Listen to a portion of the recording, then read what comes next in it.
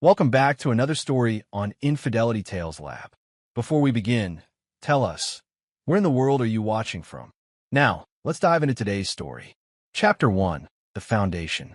Jared Atkinson had built his life like he built houses, with precision, dedication, and an unwavering commitment to excellence.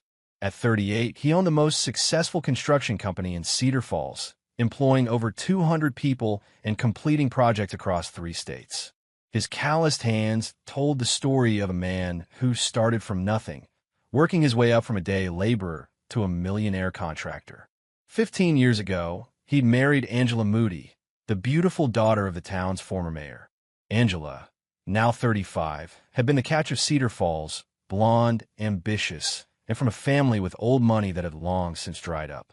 The Moody name still carried weight, but the bank accounts had been empty for a generation. Their marriage had seemed perfect to outsiders. Angela played the role of the successful businessman's wife flawlessly, organizing charity events and maintaining their sprawling estate on Maple Ridge. But Jared noticed the changes over the years, the coldness that crept into her touch, the way she'd disappear for hours without explanation, the expensive purchases that didn't match any occasion. Their son, Trevor Atkinson, was 14 and the light of Jared's life. The boy had inherited his father's work ethic and his mother's intelligence, excelling in both academics and sports. Jared coached Trevor's baseball team, and they spent every weekend working on projects in the garage, a tradition that Angela had long since stopped participating in. The pregnancy had been a surprise. After 14 years of marriage and multiple miscarriages, they'd assumed Trevor would be their only child. Angela's announcement 6 months ago had been met with mixed emotions. Jared was thrilled, while Angela seemed distant and anxious. Dr. Edmund Harrington had been the Atkinson family physician for over a decade. A man in his 60s with graying temples and kind eyes. He delivered several babies in Cedar Falls and was known for his gentle bedside manner. He'd been monitoring Angela's pregnancy closely, given her history and age. As Jared sat in the waiting room of Harrington's practice, he reflected on how different this pregnancy felt from when Angela carried Trevor. She'd been glowing then, excited about every milestone. This time, she seemed burdened, often staring off into space with a worried expression she claimed was just hormonal anxiety. Chuck Lake, Jared's business partner and best friend since high school, had noticed the changes too. Chuck managed the financial side of Atkinson Construction while Jared handled operations. He'd mentioned seeing Angela around town at odd hours, always checking her phone with a secretive smile that didn't reach her eyes. "Something's not right with her, man," Chuck had said just last week over their usual Friday beer. Sarah saw her at the coffee shop on Main Street, deep in conversation with some guy she didn't recognize. When Sarah waved, Angela practically jumped out of her skin. Jared had dismissed it then, but the seed of doubt had been planted. Angela's behavior had become increasingly erratic, coming home late from shopping trips with no bags, taking phone calls in private, and showing little interest in preparing for the baby's arrival. The morning of the appointment, Angela had been unusually quiet. She'd barely touched her breakfast and seemed nervous, constantly checking her reflection in every mirror they passed. When Jared suggested they grab lunch after the appointment to celebrate their healthy baby, she'd simply nodded without enthusiasm. Now, as he waited for her to emerge from the examination room, Jared tried to push away the nagging feeling that something was terribly wrong. He'd built his success on trusting his instincts, and every instinct was screaming that his perfectly constructed life was about to crumble. Chapter 2, The Web of Deception. Dr. Harrington's examination room felt smaller than usual as Angela lay on the table, her shirt pulled up to expose her rounded belly. The gel felt cold against her skin, but not as cold as the fear running through her veins. She'd been dreading this appointment for weeks, knowing that modern ultrasound technology would reveal what she'd been desperately trying to hide. The affair had started innocently enough 8 months ago. Marcos Jennings was a smooth-talking real estate developer from the state capital, 32 years old with dark hair and a charming smile that had caught Angela's attention at a charity fundraiser. Unlike Jared, who was always covered in construction dust and talked about building codes and job sites, Marcos wore expensive suits and spoke of international investments and luxury developments. Angela had felt trapped in Cedar Falls for years. While Jared was content building his empire in their small town, she'd always dreamed of something bigger: city life, sophisticated social circles, and the kind of wealth that bought respect rather than earned it through calloused hands and honest work. Marcos had pursued her relentlessly after that first meeting. Expensive flowers arrived at the house when Jared was at work. Text messages filled with poetry and promises of a life beyond the confines of small-town America. He'd rented a luxury suite at the Grandview Hotel, 40 minutes outside town, where they'd meet twice a week for passionate encounters that made Angela feel alive in ways she'd forgotten. The pregnancy had been an accident, a moment of carelessness when passion overrode common sense. By the time Angela realized what had happened, it was too late for the quiet solution she'd initially considered. The timeline was wrong, dangerously wrong.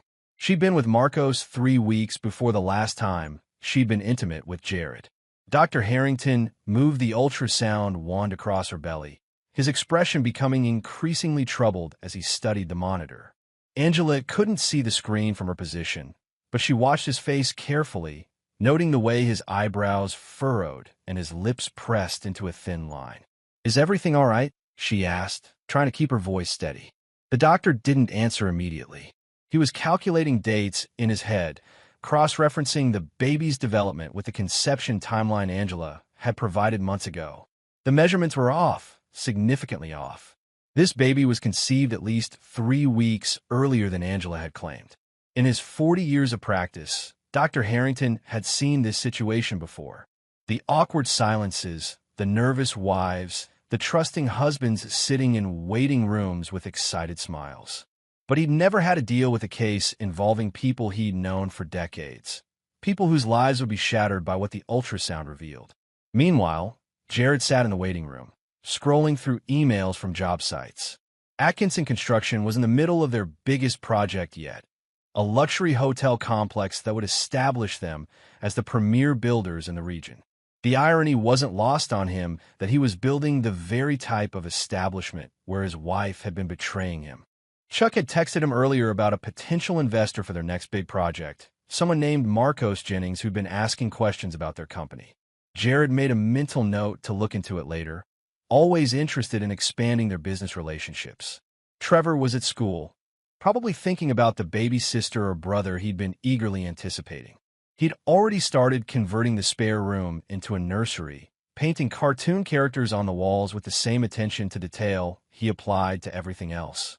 Jared smiled, thinking about his son's excitement, unaware that the boy's world was about to be shattered along with his own. Dr. Harrington finally set down the ultrasound wand and turned to Angela with grave eyes. "Mrs. Atkinson, we need to discuss the timeline of this pregnancy. Based on the baby's development, conception occurred approximately 26 weeks ago, not 23 as we originally calculated." Angela's face went pale. 3 weeks. The difference that would destroy everything she'd built over 15 years of marriage. She opened her mouth to speak, but no words came. "I need to speak with your husband," Dr. Harrington said quietly. "This is a conversation that affects both of you, and he deserves to know the truth." As the doctor left to get Jared, Angela closed her eyes and tried to prepare for the end of the world as she knew it. Somewhere across town, Marcos Jennings was probably closing another real estate deal, oblivious to the fact that his secret was about to destroy multiple lives. And in the waiting room, the man who'd loved and trusted her for 15 years was about to learn that his perfect life had been built on a foundation of lies. Chapter 3: The Revelation. Dr. Harrington's hands were trembling slightly as he approached the waiting room. In 4 decades of medical practice, he'd delivered difficult news countless times, but never had the stakes felt so personal. The Atkinson family had been patient since Trevor was born, and Jared had built the addition to his clinic just 5 years ago. This wasn't just about medical ethics. It was about watching a good man's world collapse. "Mr. Atkinson, could I speak with you privately for a moment?"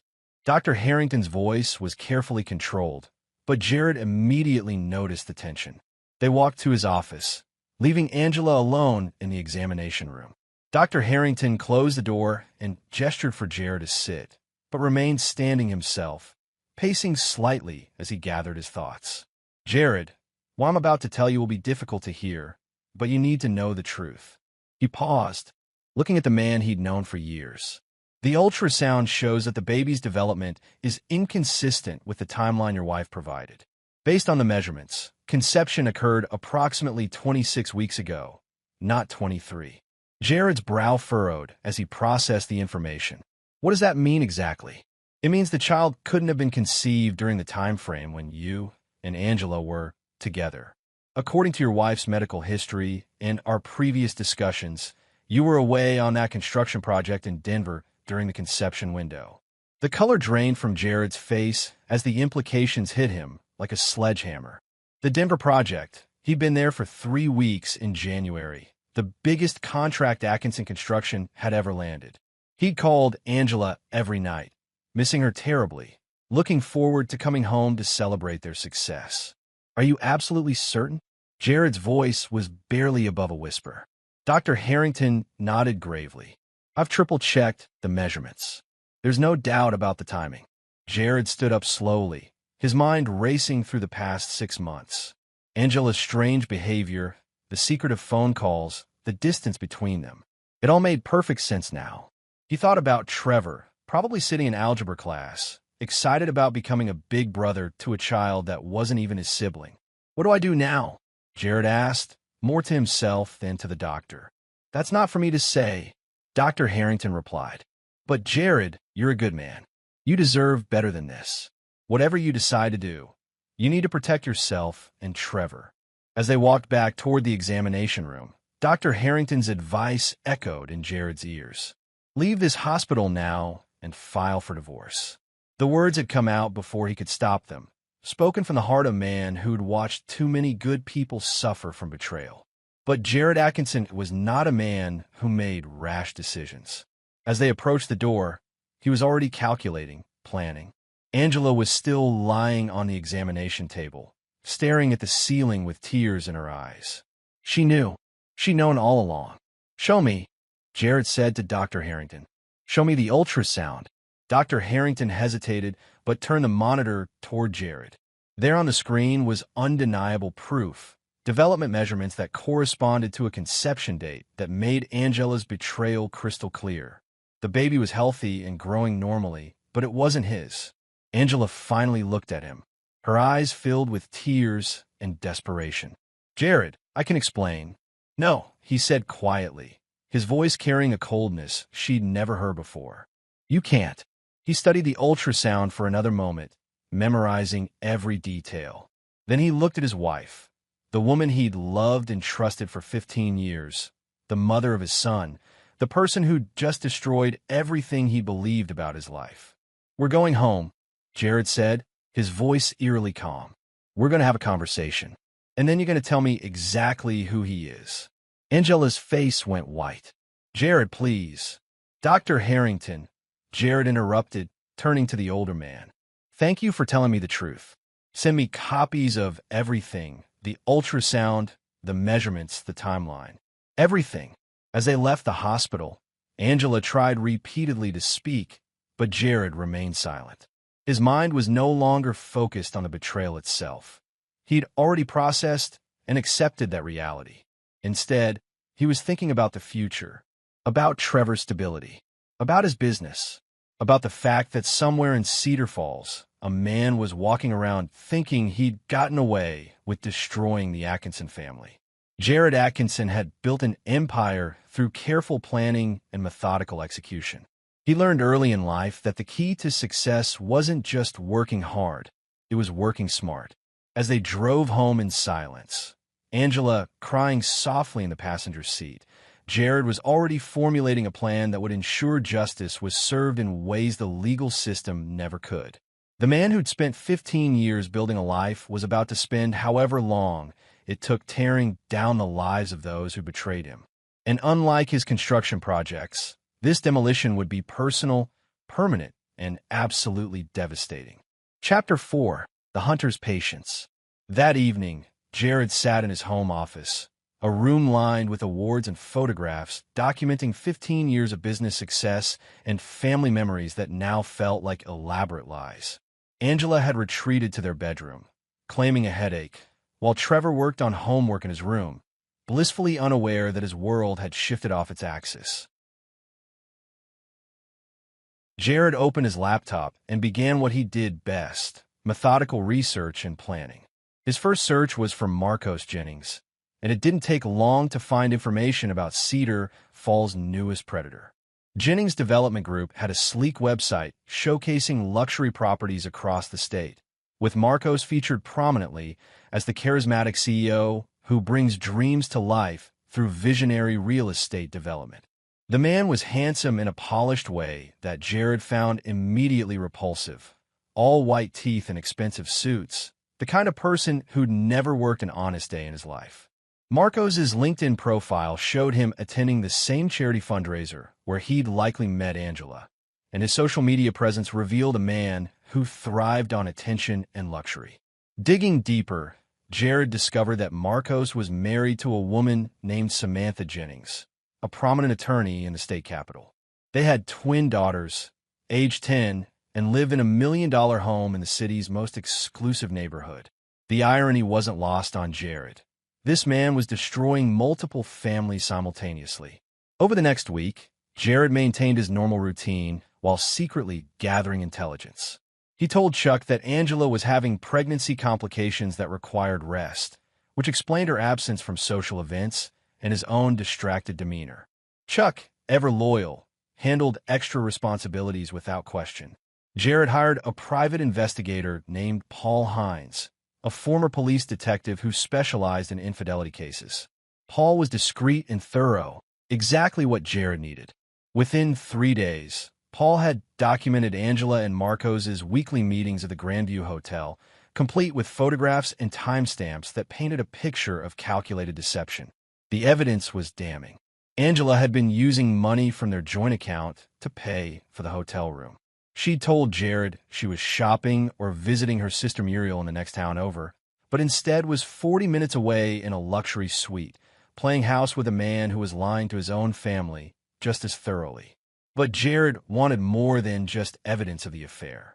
He wanted to understand the full scope of the betrayal and ensure his response would be comprehensive and permanent.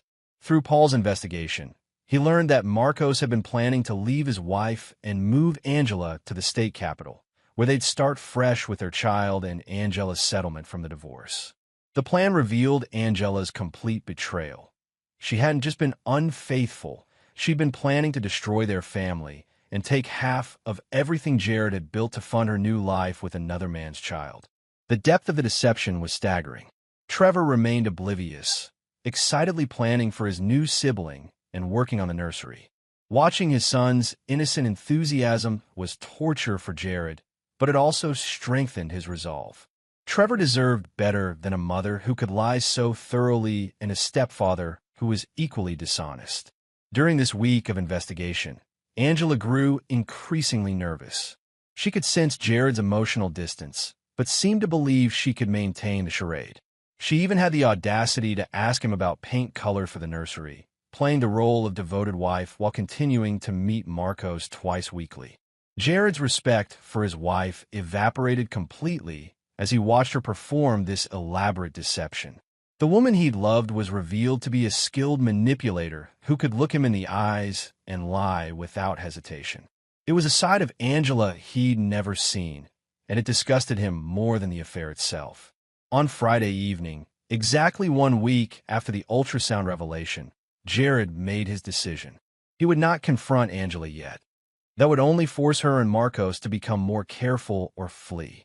Instead, he would execute a plan that would expose their betrayal publicly while ensuring they face consequences far beyond a simple divorce settlement. As he sat in his office, reviewing Paul's latest report, Jared felt something he hadn't experienced since building his first house: the satisfaction of a perfectly planned project about to come to fruition. Angela and Marcos had made the mistake of underestimating a man who'd built an empire through patience, intelligence, and unwavering determination. They were about to learn that Jared Atkinson was not the simple small-town contractor they'd assumed he was. He was a man with resources, connections, and most importantly, the ruthless focus to ensure that those who betrayed him would regret it for the rest of their lives. The hunting season was about to begin, and Jared Atkinson had never missed his target. Chapter 5. The Trap. 2 weeks after the ultrasound revelation, Jared was ready to spring his trap. He'd spent every moment planning meticulously, using the same attention to detail that had made Atkinson Construction the most successful building company in the region. But this time, instead of creating something, he was preparing to systematically destroy the lives of those who betrayed him. The key to Jared's plan was information Paul Hines had uncovered about Marcos's business practices. Jennings Development Group was heavily leveraged, with several projects dependent on continued investor confidence. More importantly, Marcos had been cutting corners on environmental regulations and safety standards, violations that could result in criminal charges if properly documented and reported. Jared's first move was strategic and seemingly innocent. He arranged a business meeting with Marcos under the pretense of discussing a potential partnership. Atkinson Construction's reputation in the region made them an attractive partner for any developer, and Marcos eagerly agreed to meet. They met at the Cedar Falls Country Club, a place where Jared held considerable influence as a founding member. Marcos arrived in his BMW, dressed in an expensive suit that probably cost more than most people made in a month. The man exuded arrogance, clearly believing he was about to close a lucrative deal with a simple small-town contractor. "Jared, I've heard incredible things about your company," Marcos said, extending his hand with a practiced smile. "I think we could do great things together." Jared shook his hand, noting the soft palm that had never held a hammer or earned an honest callus. "I'm always interested in working with ambitious developers. Tell me about your current projects."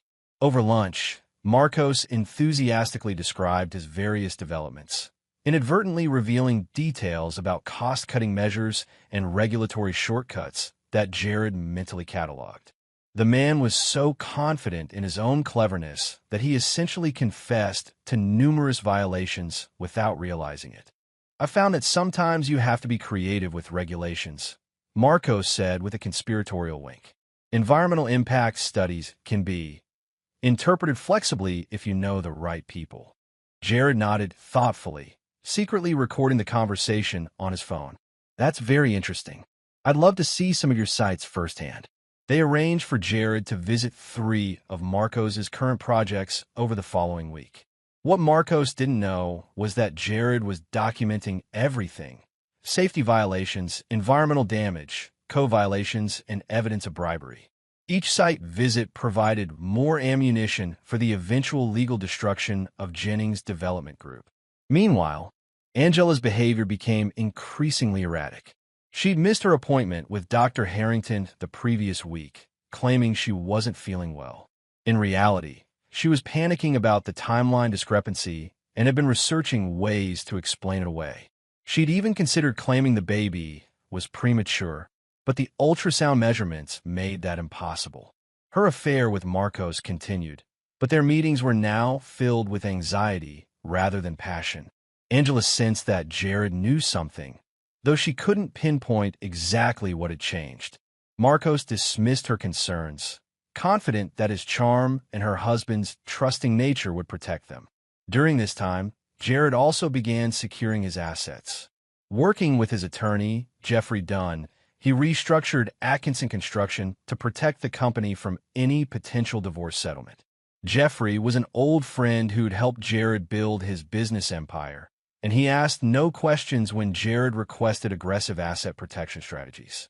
"Jared, if you're concerned about liability issues, we can create a more complex corporate structure," Jeffrey suggested during one of their meetings. "Do it," Jared replied. "I want everything protected. The house, the business, Trevor's college fund, everything." Trevor remained a bright spot in Jared's increasingly dark world. The boy continued working on a nursery, painting cartoon characters with the same precision his father applied to construction projects. Watching his son's innocent excitement was both heartbreaking and motivating for Jared. Trevor deserved protection from the chaos that was about to erupt. On Thursday evening, Paul Hines delivered the final piece of evidence Jared needed. Through careful surveillance and strategic information gathering, Paul had discovered that Marcos was planning to leave his wife Samantha within the next month. The plan was for Angela to file for divorce immediately after, claiming irreconcilable differences, and then move to the state capital with the baby once it was born.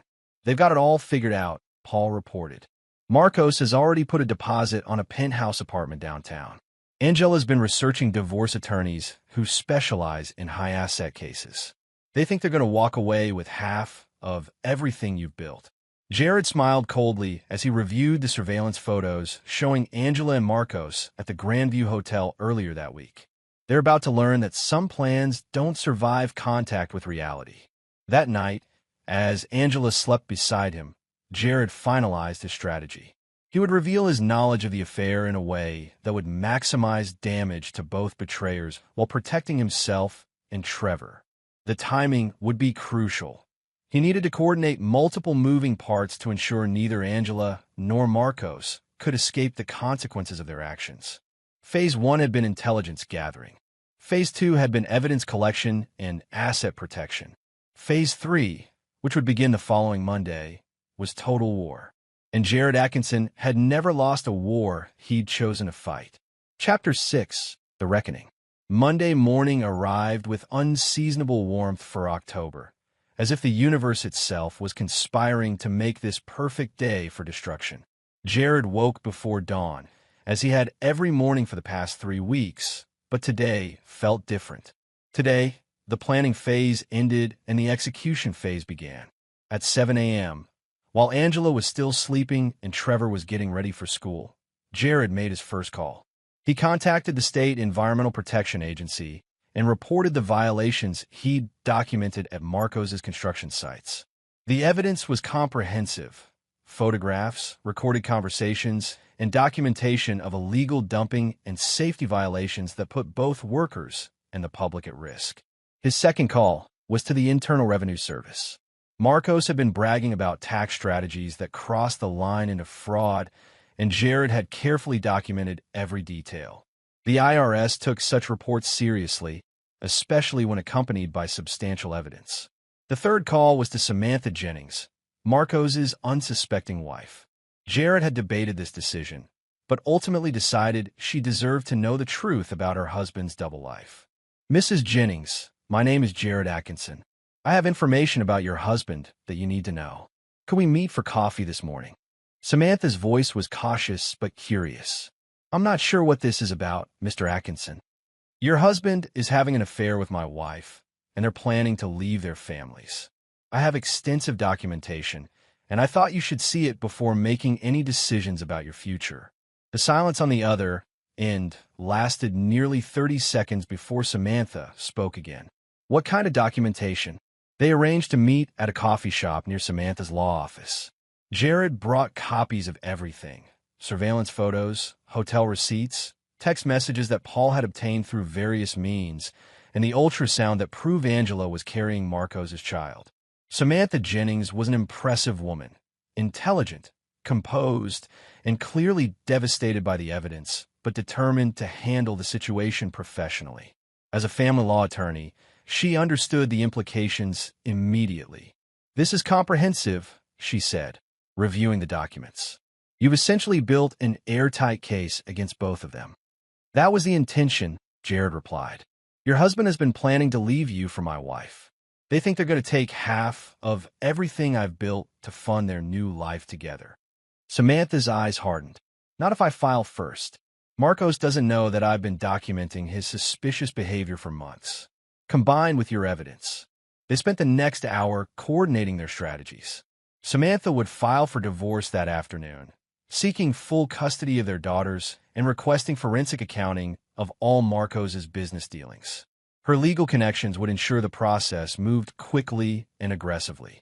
Meanwhile, Angela was at Dr. Harrington's office for a rescheduled appointment she couldn't avoid any longer.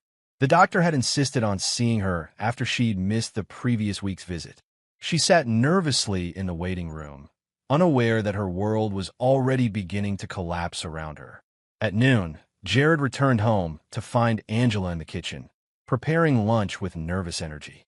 She looked up as he entered, attempting a smile that didn't reach her eyes. "How was your morning?" she asked, her voice artificially bright. "Productive," Jared replied, setting his briefcase on the counter. "We need to talk." Something in his tone made Angela freeze. She'd been dreading this conversation for weeks, but had hoped she could maintain the charade until the baby was born and she could execute her escape plan with Marcos. "What about?" she asked, though she already knew. Jared opened his briefcase and removed a manila folder. He spread its contents across the kitchen table: surveillance photos, hotel receipts, ultrasound images, and documented evidence of Angela's affair. The evidence was overwhelming and undeniable. Angela's face went white as she stared at the photographs of herself and Marcos at the Grandview Hotel. "Jared, I can explain." "No," he said quietly. "You can't, because there is no explanation that justifies what you've done to our family." He sat down across from her, his voice remaining calm and controlled. "I know about Marcos Jennings. I know about your weekly meetings at the Grandview Hotel. I know that the baby you're carrying is his, not mine. And I know about your plan to divorce me and move to the state capital with my money." Angela began crying, but Jared felt no sympathy. The woman sitting across from him was a stranger who'd systematically destroyed 15 years of marriage and trust. "I also know," he continued, "that you've been planning this for months. The hotel receipts go back to January, when I was in Denver closing the biggest deal of my career. While I was working 18-hour days to secure our future, you were planning to destroy it." "Jared, please," Angela sobbed. "It's not what you think." "It's exactly what I think," he replied. "But here's what you don't know. As of this morning, Marcos Jennings is facing federal environmental violations charges, IRS fraud investigations, and a divorce filing from his wife, who now has all the evidence of his affair. His business will be destroyed, his assets frozen, and his reputation ruined." Angela's crying stopped as the implications hit her. "What did you do?" "I protected my family and ensured that the people who betrayed us faced appropriate consequences," Jared said. "Marcos won't be taking care of you or your baby. He'll be lucky if he's not in federal prison." As if on cue, Angela's phone buzzed with a text message from Marcos. "Emergency. Need to talk immediately. Everything's falling apart." Jared watched his wife read the message, seeing the exact moment when she realized that her carefully planned escape route had been completely eliminated. The man she betrayed her family for was about to become a liability rather than a salvation. "Pack your things," Jared said, standing up. "You have until Trevor gets home from school to leave this house. After that, all communication goes through attorneys." Angela looked up at him with desperate eyes. "What about the baby? What about our family?" "This isn't our family anymore," Jared replied. "And that isn't my child. You made your choices, Angela. Now you get to live with the consequences." As he walked toward his office to make another round of calls, Jared felt something he hadn't experienced in months: peace. The planning was over, the truth was revealed, and justice was being served. Phase 3 had begun, and it was proceeding exactly as designed. Chapter 7. The Domino Effect. Within 24 hours of Jared's revelation, the carefully constructed lies that had held Angela and Marcos' affair together crumbled like a house built on a foundation of sand.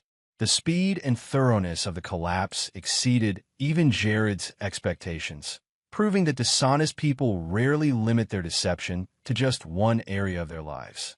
Marcos Jennings received the first blow Tuesday morning when federal agents arrived at his office with search warrants related to the environmental violations Jared had reported. The agents seized computers, files, and financial records dating back 3 years. By noon, the story had broken in the state capital's business journal, with headlines reading "Developer Faces Federal Environmental Charges." The second blow came that afternoon when Samantha Jennings filed for divorce, accompanied by a motion for emergency asset freezing based on evidence of marital infidelity and financial irregularities. Her filing included Jared's surveillance evidence and additional documentation she'd gathered independently, painting a picture of a man who'd systematically deceived both his family and his business partners. Angela, meanwhile, had spent Monday night at a hotel, calling Marcos repeatedly as she watched their perfect plan disintegrate. When she finally reached him Tuesday evening, the man who'd promised her a life of luxury and sophistication was barely holding himself together. "Everything's ruined," Marcos said, his voice lacking its usual confidence. "The Fed seized everything. Samantha's frozen all our accounts. My investors are backing out. I don't know how this happened so fast." "Jared happened," Angela replied bitterly. "He knew everything. He's been planning this for weeks." "What do you mean he knew everything?" Angela explained the ultrasound revelation and Jared's methodical investigation. As she spoke, Marcos realized the scope of the trap that had been set for them. The simple contractor he dismissed as an easy mark had orchestrated their destruction with precision that would have impressed a military strategist. "We need to figure this out," Marcos said, but his voice lacked conviction. "Maybe we can." "There is no we anymore," Angela interrupted. "You're about to lose everything, and I'm pregnant with your child. How exactly are you going to take care of us now?" The conversation ended with Marcos hanging up, leaving Angela alone in a hotel room, surrounded by the wreckage of her choices. The man she betrayed her family for had revealed himself to be exactly what Jared had always been, but in reverse. Where Jared was reliable, Marcos was weak. Where Jared was principled, Marcos was selfish. Where Jared fought for his family, Marcos abandoned his responsibilities at the first sign of trouble. Wednesday brought more devastating news for both betrayers. The IRS announced a full audit of Jennings Development Group, with potential criminal charges pending. 3 major investors pulled out of Marcos's projects, citing reputational concerns. His business lawyer informed him that the company would likely be forced into bankruptcy within 60 days. For Angela, the reality of her situation became increasingly clear. Her sister Muriel refused to let her stay at her house, disgusted by Angela's betrayal of Jared and Trevor. Her parents, the once proud Moody family, were mortified by the scandal and offered only cold disapproval rather than support. Chuck Lake, meanwhile, proved his loyalty to Jared by ensuring that word of Angela's affair spread through Cedar Falls' tight-knit business community with surgical precision. By Wednesday evening, everyone who mattered knew exactly what had happened and where the blame lay. Public opinion was overwhelmingly supportive of Jared and contemptuous of Angela's betrayal. Trevor handled the news with the same maturity he applied to everything else, though Jared could see the pain in his son's eyes. "Is Mom ever coming home?" the boy asked Wednesday night as they worked on a new project in the garage, building a bookshelf for Trevor's room to replace the nursery decorations he'd removed himself. "No," Jared replied honestly, "but we're going to be fine. We've always been a good team, and that's not going to change." "I'm sorry about the baby," Trevor said quietly. "I was really excited about being a big brother." Jared put down his tools and looked at his son, the one part of his marriage that had been genuine and valuable. "You're going to be a great big brother someday, when the time is right. This isn't about you, Trevor. You did nothing wrong." Thursday brought the final domino in Jared's carefully orchestrated campaign. Paul Hines delivered evidence that Marcos had been embezzling from his own company to fund his affair with Angela. The expensive hotel suite, the gifts, even Angela's shopping sprees had been paid for with money stolen from investors and business partners. The embezzlement evidence was the final nail in Marcos's professional coffin. Within hours of its delivery to federal investigators, warrants were issued for his arrest. He was picked up Thursday evening at his office, led away in handcuffs as local news cameras captured every moment of his humiliation. Angela watched the arrest on the local news from her hotel room, her hand resting on her growing belly as she realized the full scope of what her choices had cost. The man she betrayed her family for wasn't just unfaithful and weak. He was a criminal who'd used her as an unwitting accomplice in his schemes. Friday evening, exactly 1 week after Jared had confronted Angela with the evidence of her betrayal, he sat in his office reviewing the results of his campaign. Marcos Jennings was in federal custody, facing charges that would likely result in a decade in prison. His business was bankrupt, his assets seized, and his reputation destroyed beyond repair. Angela was alone, pregnant, and facing a divorce settlement that would leave her with minimal assets thanks to the prenuptial agreement she'd forgotten about and the adultery clause that voided most of her financial protections. Her family had disowned her, her friends had abandoned her, and the man she'd betrayed her family for was headed to prison. As Jared closed the files on his desk, he felt the satisfaction of a job completed successfully. The planning had been meticulous, the execution flawless, and the results comprehensive. The people who had betrayed him were facing consequences proportionate to their actions, while he and Trevor were free to rebuild their lives on a foundation of truth rather than lies. Phase 3 was complete. It was time to begin Phase 4, building something better from the ashes of what had been destroyed. Chapter 8. The New Foundation. 3 months had passed since the ultrasound revelation that changed everything, and Cedar Falls had settled into a new normal that reflected the consequences of choices made and justice served. Winter had arrived early, blanketing the town in snow that seemed to cleanse the air of the scandal that had dominated local conversations through the fall. Marcos Jennings was serving a 7-year federal sentence for embezzlement and environmental crimes. The prosecution had been swift and merciless, with the evidence Jared provided forming the backbone of a case that left no room for plea bargaining. The man who'd once strutted around in expensive suits now wore prison orange and had aged 10 years and 3 months. His twin daughters lived with their mother, who'd successfully claimed most of his remaining assets and moved them to a different state to escape the scandal. Angela had given birth to a daughter in December, a beautiful baby girl she'd named Cora. The birth had been difficult, both physically and emotionally, as she faced motherhood alone in a small apartment across town, supported only by welfare and the minimal alimony the court had awarded given her adultery. The once proud mayor's daughter now worked part-time at a grocery store, struggling to make ends meet while caring for an infant whose father would be in prison until she was school-aged. The irony wasn't lost on anyone in Cedar Falls that Angela, who dreamed of escaping to a life of luxury and sophistication, had instead found herself trapped in the kind of poverty she'd always looked down upon. Her family had slowly begun speaking to her again, but the relationships remained strained and conditional. The Moody name, once prestigious in Cedar Falls, was now associated with scandal and poor judgment. Jared, meanwhile, had thrived in ways that surprised even him. The divorce had been finalized in January, with Angela receiving far less than she'd expected thanks to the prenuptial agreement and the evidence of her infidelity. Atkinson Construction had landed 2 major contracts in the aftermath of the scandal, as clients appreciated Jared's integrity and the way he'd handled his personal crisis with dignity. Trevor had adjusted to their new life with remarkable resilience. The boy had initially struggled with anger toward his mother, but Jared had worked carefully to help his son process the betrayal without letting it poison his view of all relationships. They'd grown even closer, spending evenings working on projects and weekends exploring hiking trails around Cedar Falls. "Dad," Trevor said one Saturday morning as they worked on rebuilding the deck behind their house, "do you think you'll ever get married again?" Jared paused his hammering and considered the question. At 40, he felt older and wiser, but not bitter. The betrayal had taught him the value of careful judgment, but it hadn't destroyed his capacity for trust. It had simply made him more selective about who earned it.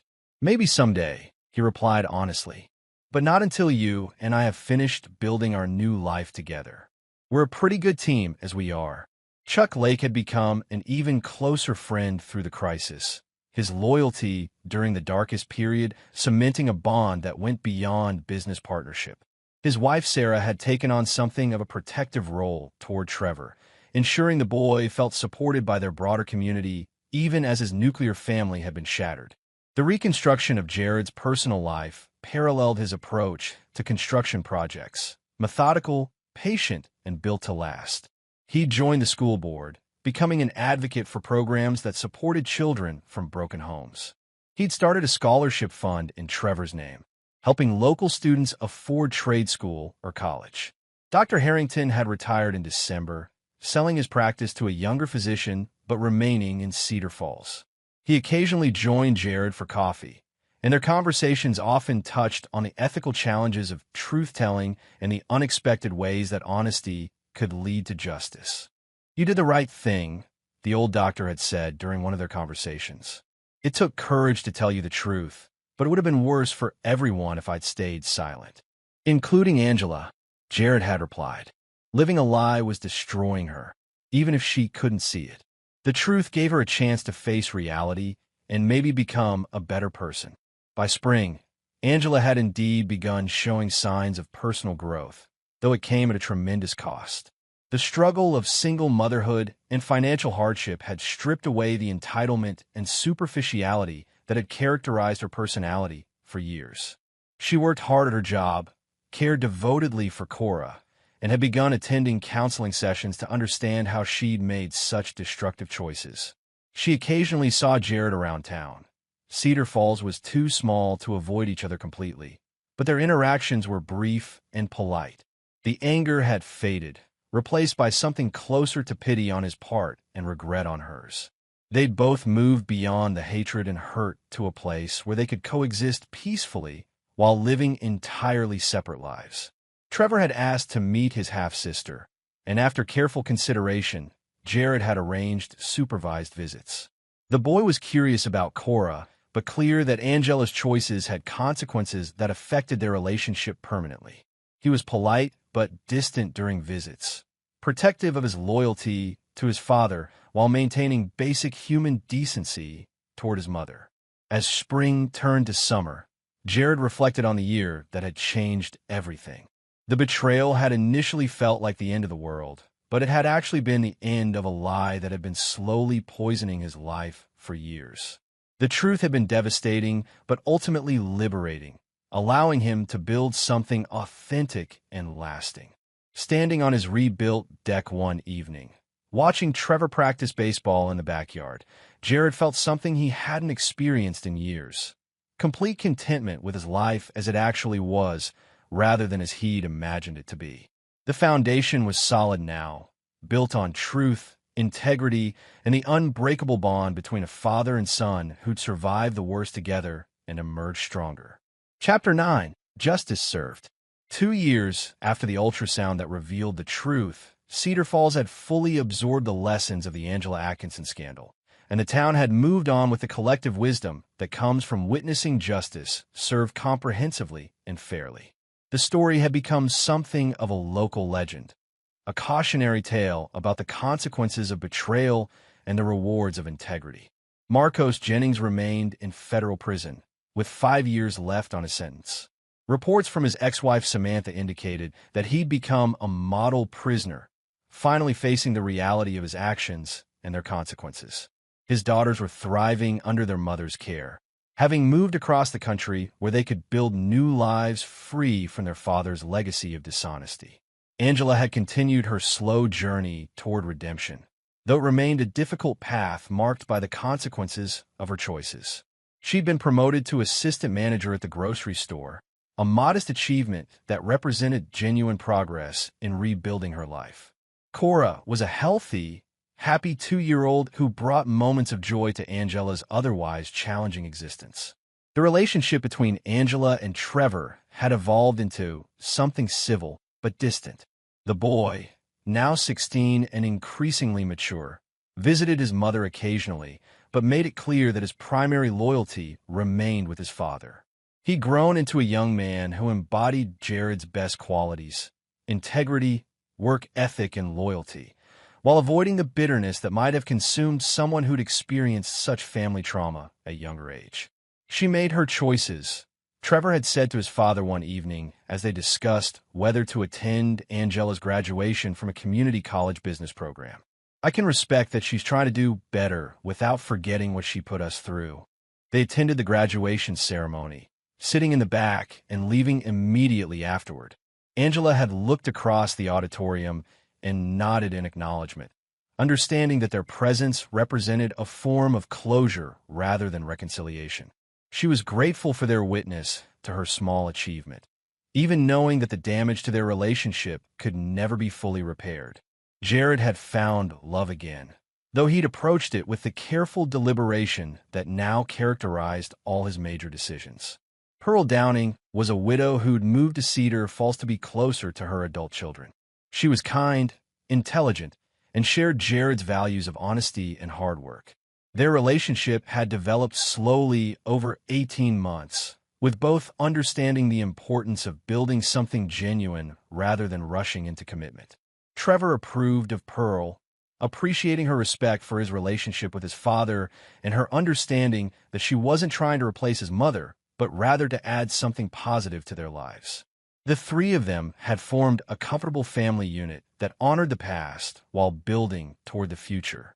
Atkinson Construction had grown dramatically, expanding into 3 states and employing over 400 people. The company's reputation for integrity had become its greatest asset, with clients specifically seeking them out because of Jared's character.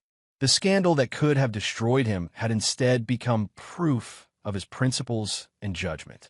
Chuck Lake had become a full partner in the business, their friendship deepened by the trials they'd weathered together. Chuck's wife Sarah had developed a close relationship with Pearl, creating a social circle that supported both couples while respecting their individual needs and boundaries. Dr. Harrington, though retired, remained a respected figure in Cedar Falls, often cited as an example of professional integrity who'd chosen truth over comfort when faced with a difficult situation.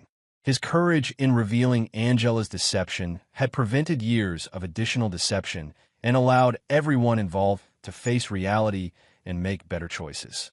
Paul Hines, the private investigator who'd helped Jared gather evidence, had become something of a local celebrity, with other betrayed spouses seeking his services based on his thorough and professional work on the Atkinson case. He developed a reputation for discretion and competence that made him the go-to investigator for sensitive family matters throughout the region. On a warm Saturday evening in June, exactly 3 years after the ultrasound revelation, Jared stood on his deck. The same deck he'd rebuilt during the darkest period of his life, surrounded by the people who'd proven their loyalty and worth. Chuck and Sarah were there with their children. Pearl was helping Trevor prepare for his senior year of high school. Jeffrey Dunn, his attorney, had stopped by with his family for the barbecue that had become an annual celebration of survival and renewal. As Jared watched this gathering of genuine relationships built on truth and mutual respect, he reflected on the journey that had brought him to this moment. The betrayal that had nearly destroyed him had ultimately saved him from a life built on lies. The pain that had seemed unbearable had led to growth and wisdom he wouldn't have gained any other way.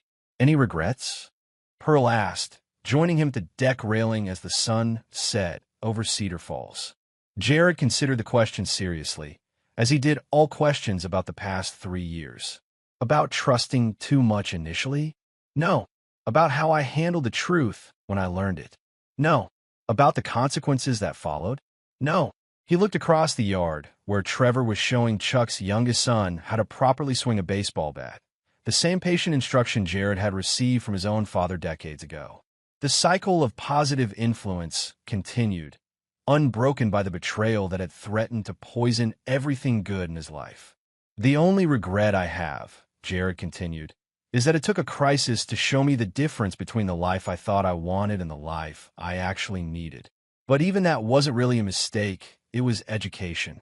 As the evening wound down and their friends departed, Jared felt the deep satisfaction that comes from surviving the worst and building something better from the wreckage. Angela and Marcos had paid the full price for their betrayal, not through revenge, but through the natural consequences of their choices and the justice that follows when truth replaces lies. The foundation was solid now, built on bedrock rather than sand. Whatever the future held, Jared knew he was ready for it, surrounded by people whose love was genuine and whose loyalty had been tested and proven. Justice had been served, not through hatred or bitterness, but through the simple act of refusing to live a lie and insisting that actions have consequences. In Cedar Falls, the story of Jared Atkinson had become more than local legend. It was proof that integrity, patience, and careful judgment could triumph over deception, betrayal, and selfishness. The man who'd lost everything had gained something more valuable: a life built on truth, surrounded by people worthy of trust, and anchored by the unshakable knowledge that he'd faced the worst and emerged victorious. The ultrasound that had revealed the lie had ultimately delivered the truth that set everyone free. And in the end, that truth had been worth every moment of pain it had cost to uncover. And there you have it. Another story comes to an end. What did you think? I'd love to hear your thoughts in the comments below. If you enjoy this story, consider joining our community by subscribing. It means the world to us. For more stories like this one, check out the recommended videos on screen. And I'll see you there.